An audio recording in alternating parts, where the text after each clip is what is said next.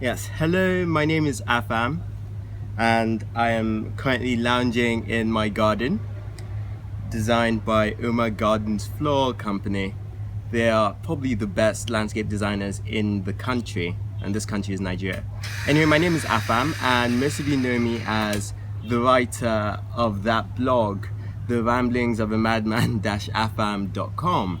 And I've had the most interesting year. Wait, 1 second, my foot is cramping really badly. Oh gosh. Yes, I have had the most interesting year. I went away for a master's at City University. It was a master's in international journalism. And I learned a lot, really.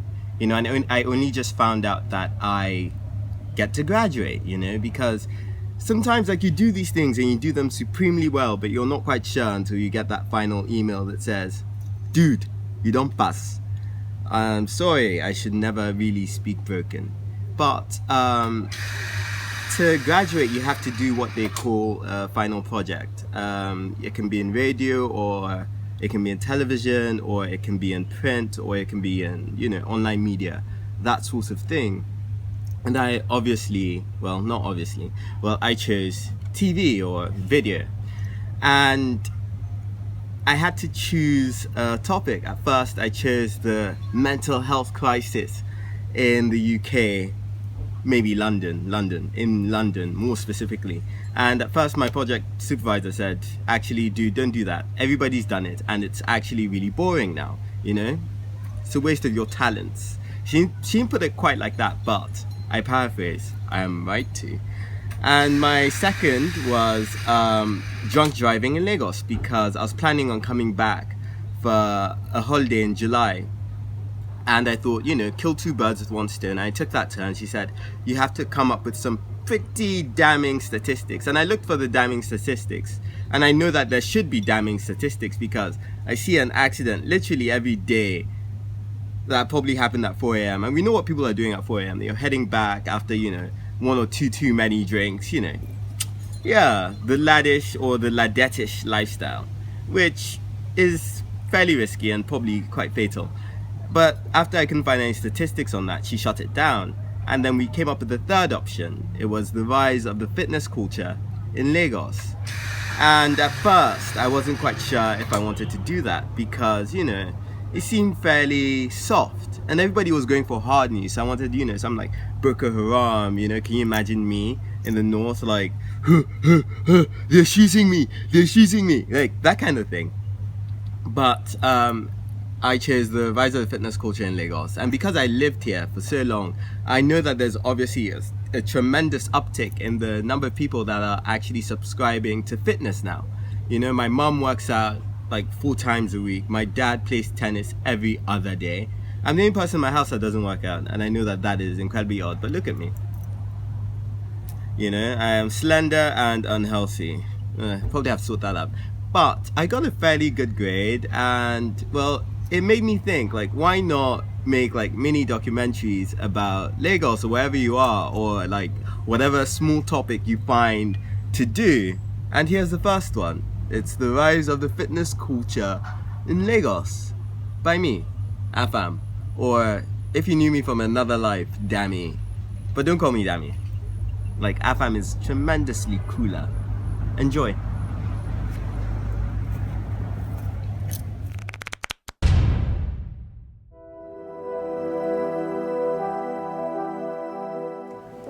The view from the Lekki Ikoyi Bridge in Lagos, Nigeria's economic capital, is breathtaking, but that isn't the reason why many people come here. Young and old, their feet shuffle as they run across it. The bridge was opened in the summer of 2013, and since then it's become something of a fitness hub. It has even inspired the creation of running groups. Okay, my name is Esther, aka The Whip. The Whip, like, Well, because I run with a group of friends or guys mainly who got me to whip them into shape. they call me G55, Ultra G, G90, a lot of names, Ben 10. So the group is called the Road Warriors, and it's a group of people who just like to run.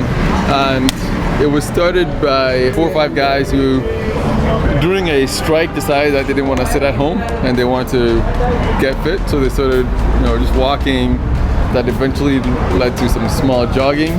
And then they somehow got into their mind that they wanted to do a half marathon. They recruited Whip to whip them in shape, and then it kind of just blossomed from there. And today it's almost 100 people strong, men and women. Training for different marathons every year. The appeal of the bridge isn't restricted to seasoned marathon runners alone. Most of the people that run on it are casual enthusiasts who prefer the bridge for a number of reasons. I think the bridge is a good distance. Because it's safe, it's well lit.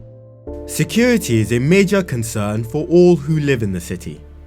Dangerous situations are known to erupt quickly and without warning. With police stationed at either end of the bridge, runners feel a measure of security that they are unlikely to experience anywhere else in Lagos. I mean, Lekki Ikoyi Bridge, you have platoons of policemen all over the place, so they should feel safer. When you live in VI, when you live in Ikoyi, you live in Lekki, you should feel safer because there's a lot of security there. But that's not Lagos, that's just a small sliver of Lagos. And Lagos is much bigger than that.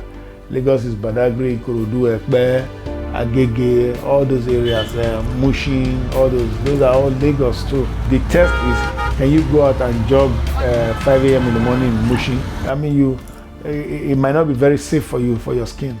Running on the streets may be restricted to the more secure parts of the city, but that isn't the only sign that Lagos has been affected by the fitness craze sweeping the globe. Wherever you go, it is not uncommon to see people doing some sort of activity.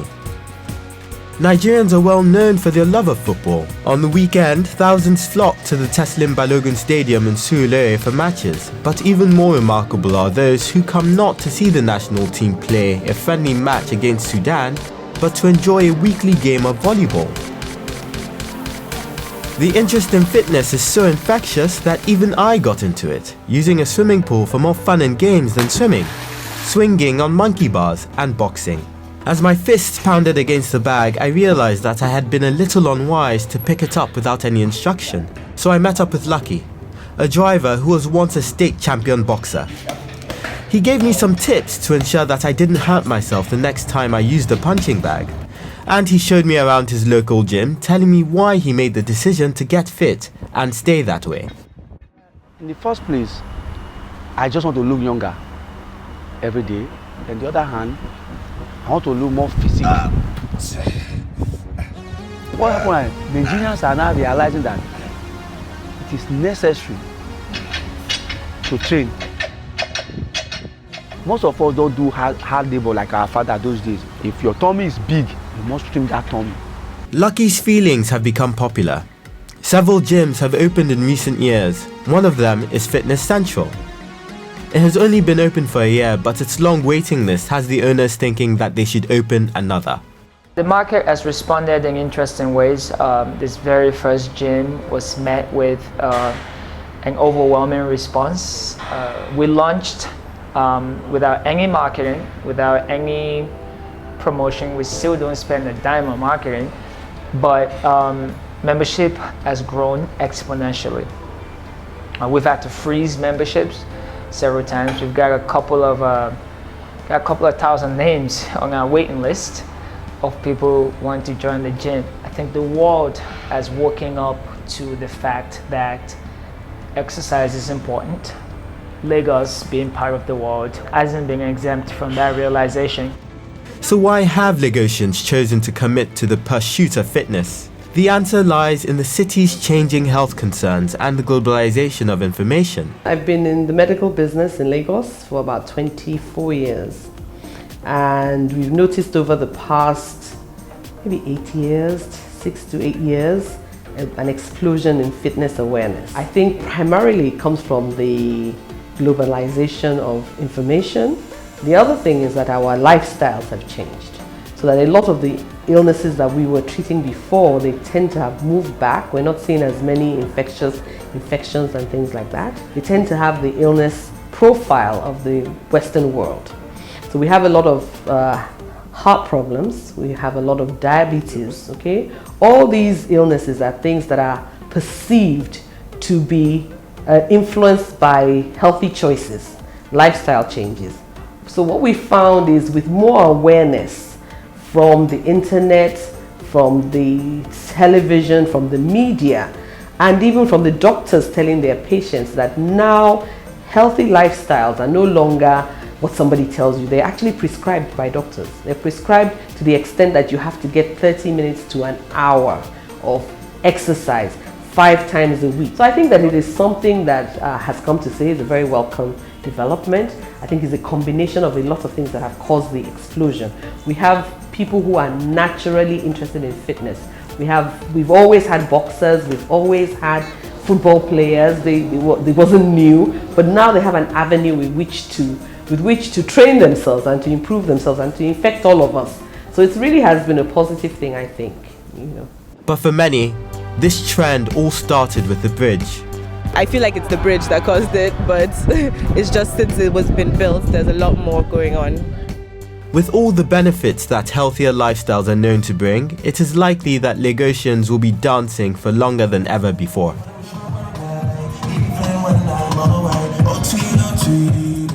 This has been Damilola Adodiachi reporting for City News.